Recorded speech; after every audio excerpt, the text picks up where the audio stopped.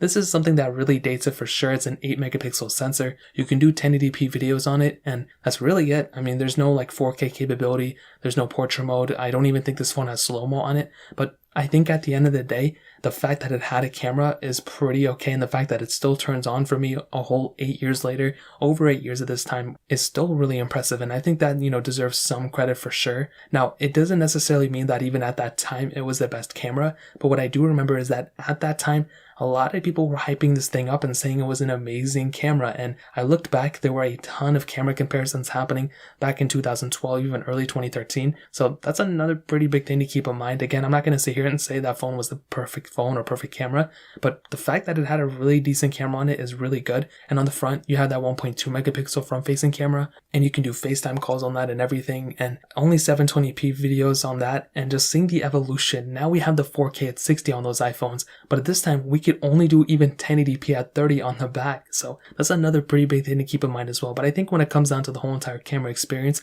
it probably gets a thumbs up for me even at this point. I don't think it's like the best or perfect camera as of this point, but it still holds up, and I think that deserves some credit too. So in terms of the camera setup, that pretty much covers it up. So